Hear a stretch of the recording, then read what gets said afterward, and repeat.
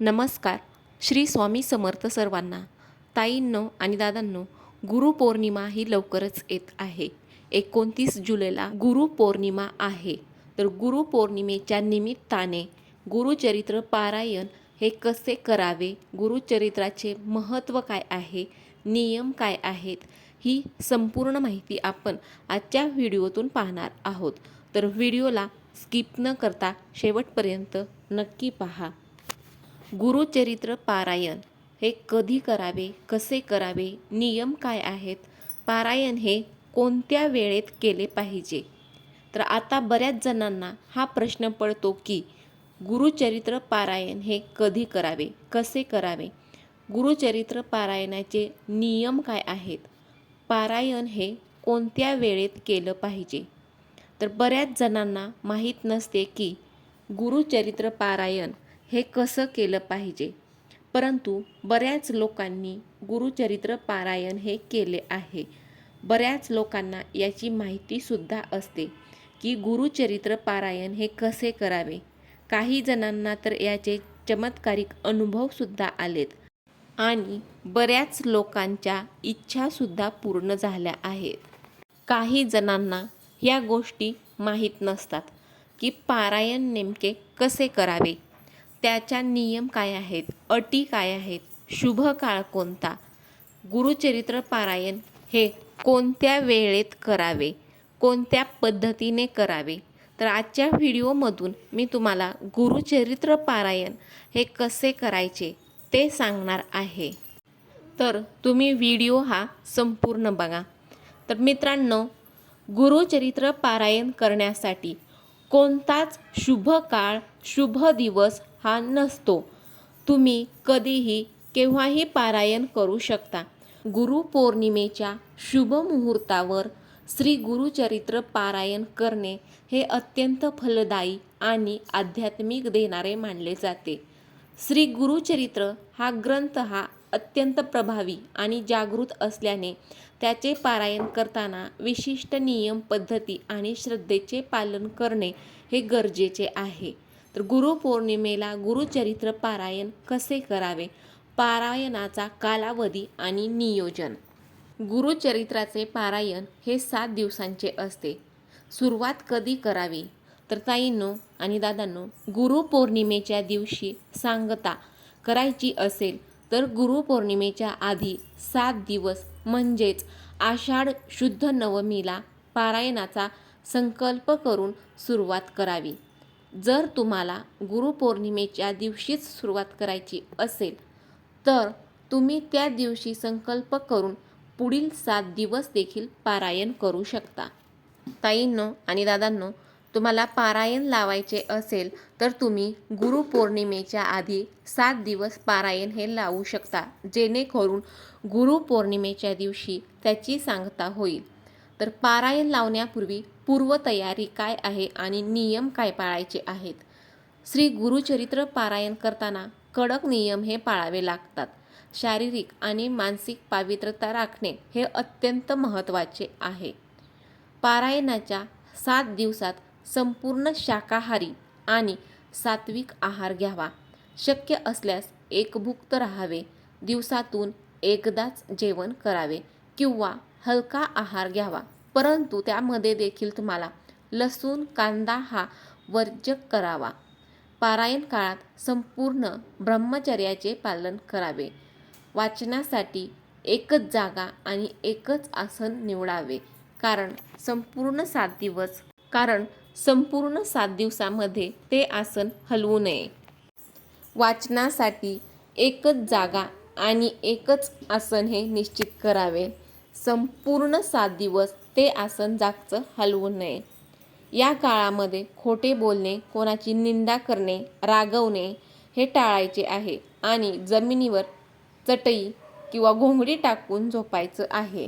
गुरुचरित्र पारायण हे 7 दिवस केले जाते व त्याचे नियम देखील 7 दिवस पाळायला लागतात. तुम्हाला 7 दिवस एकच धान्य खावे लागते. जर समजा तुम्ही चपाती आणि भाजी खाल्ली तर 7 दिवस तुम्हाला चपाती आणि भाजीच खावी लागते. म्हणून पहिल्या दिवशी तुम्ही जे काही खाणार आहात ते पुढील 7 दिवस तुम्हाला खायचं आहे. आता याच्यामध्ये एक नियम आहे, जो म्हणजे कांदा लसूण न टाकता जेवण बनवायचं आहे आणि तेच खायचं आहे. कांदा व लसूणचा वापर हा अजिबात करायचा नाही. तर ताईंनो आणि दादांनो, गुरुचरित्र पारायण बसवल्यावर उपवास करतात का, हा प्रश्न तुम्हाला पडला असेल. तर काही जण दिवसभर उपवास करतात व रात्री जेवतात, तर काही जण दोन्ही वेळेस जेवतात. परंतु तुम्हाला एकच जेवण हे 7 दिवस खायचं आहे. तर तुम्हाला उपवास करायचा आहे की नाही हे तुमच्यावर अवलंबून आहे. अजून एक नियम म्हणजे बेडवरती व कॉटवरती झोपू नये, चटईवरती झोपावे आणि सात्विक आहार हा खाल्ला पाहिजे. घरामध्ये कोणत्याही कटकटी नाही केल्या पाहिजे. मांसाहार हा करू नये. जरी आपण पारायण करत असलो तरी दुसऱ्यांनी घरात मांसाहार करू नये. पारायणाची एकच वेळ ठरवावी. सकाळी 5 वाजता उठून पारायण केले तरी चालेल, नाहीतर संध्याकाळी करा. भरपूर लोक हे पहाटे उठून पारायण करतात, म्हणजे 5 वाजता उठून पारायण हे करतात, म्हणजे 8 वाजेपर्यंत त्यांचे अध्याय वाचून होतात. ज्या दिवसापासून गुरुचरित्र पारायण आपण करणार आहोत, तर पारायणाच्या पहिल्या दिवशी पूजेची मांडणी कशी केली पाहिजे. तर पारायणाच्या पहिल्या दिवशी सकाळी लवकर उठून स्नान करून स्वच्छ वस्त्रे परिधान करावीत. घरातील देव्हाऱ्याजवळ किंवा ईशान्य कोपऱ्यात एक चौरंग किंवा पाट ठेवावा. त्यावर लाल किंवा पिवळे वस्त्र अंथरावे. पाटावर श्री गुरूंची, दत्त महाराज, श्रीपाद, श्रीवल्लभ किंवा श्री नृसिंह सरस्वती प्रतिमा किंवा मूर्ती ठेवावी. सोबत बाळकृष्ण किंवा कुलदैवताची मूर्ती ठेवावी. त्यानंतर श्री गुरुचरित्र ग्रंथाला पाटावर ठेवून त्यावर हळद, कुंकू, अक्षता आणि फुले अर्पण करावीत. ग्रंथासमोर दोन विड्याची पाने ठेवावीत. ग्रंथासमोर 2 विड्याची पाने, सुपारी आणि नाणे ठेवावे. पारायण सुरू असताना दिवा हा सतत पेवत राहणे हे अत्यंत गरजेचे आहे. अखंड दिवा लावावा. उदबत्ती आणि धूप दाखवावा.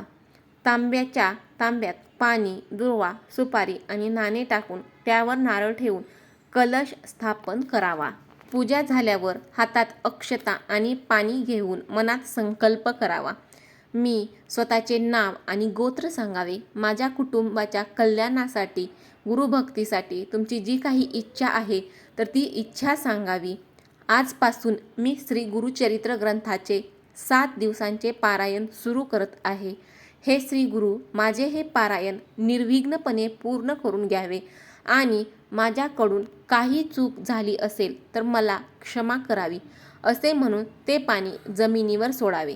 त्यानंतर पहिल्या दिवसाच्या अध्यायांचे वाचन हे सुरू करावे. श्री गुरुचरित्र ग्रंथामध्ये एकूण 53 अध्याय आहेत. काही आवृत्तींमध्ये 52 अध्याय आहेत. तर दोन्ही पद्धती देखील योग्य आहेत. 7 दिवसांमध्ये ग्रंथाचे वाचन हे अशा पद्धतीने करावे. पहिल्या दिवशी अध्याय 1 ते 9 वाचावेत. दुसऱ्या दिवशी अध्याय क्रमांक 10 ते अध्याय क्रमांक 21. तिसऱ्या दिवशी अध्याय क्रमांक 22 ते अध्याय क्रमांक 29. चौथा दिवस अध्याय 30 ते 37. पाचवा दिवस अध्याय क्रमांक 38 ते अध्याय क्रमांक 43. सहावा दिवस अध्याय क्रमांक 44 ते अध्याय क्रमांक 48. सातवा दिवस अध्याय क्रमांक 49 ते अध्याय क्रमांक 53. रोजचे वाचन हे पूर्ण झाल्यावर श्री गुरूंची आरती करावी, नैवेद्य दाखवावा आणि मनोभावे नमस्कार करावा. तर अशा पद्धतीने तुम्हाला 7 दिवसामध्ये एवढे अध्याय वाचून पूर्ण करायचे आहेत. आणि शेवटच्या दिवशी सांगता ही कशी करायची आहे. तर ताईंनो, 7व्या दिवशी शेवटचे अध्याय वाचून झाल्यावर पारायणाची सांगताही होते. महाप्रसाद नैवेद्य श्री गुरूंना पुरणपोळीचा किंवा गव्हाच्या खिरीचा नैवेद्य दाखवावा. ब्राह्मण सुवासिनींना भोजन गुरुपौर्णिमेच्या दिवशी किंवा सांगतेच्या दिवशी जमेल तसे किमान एक तरी सुवासिनीला किंवा ब्राह्मणाला भोजन द्यावे किंवा शिधा हा द्यावा. सांगतेच्या दिवशी घरातील सर्वांनी मिळून श्री गुरूंची आरती करावी. वाचनात काही चुका झाल्या असल्यास अपराध क्षमापण स्तोत्र हा म्हणावा. महिलांनी मासिक पाळीच्या काळात श्री गुरुचरित्र ग्रंथाला स्पर्श करू नये किंवा वाचन करू नये. जर अशा काळात पारायण करायचे असेल तर घरातील इतर व्यक्तीकडून किंवा ब्राह्मणांकडून ते करून घेता येते. शारीरिक अडचणींमुळे 7 दिवसांचे कडक पारायण करणे शक्य नसेल तर केवळ श्री गुरुचरित्र संक्षिप्त पोथी किंवा गुरुलीलामृत हे वाचनही तुम्ही श्रद्धेने करू शकता. श्री गुरुदेव दत्त. गुरुपौर्णिमेच्या आणि आपल्या पारायणाच्या आपल्याला खूप खूप शुभेच्छा. तर ताईंनो आणि दादांनो, व्हिडिओमधील माहिती ही तुम्हाला माहितीपूर्ण वाटली असेल तर व्हिडिओला नक्की लाईक करा, शेअर करा आणि चॅनलला सबस्क्राईब देखील करायला विसरू नका. श्री स्वामी समर्थ. जय जय स्वामी समर्थ.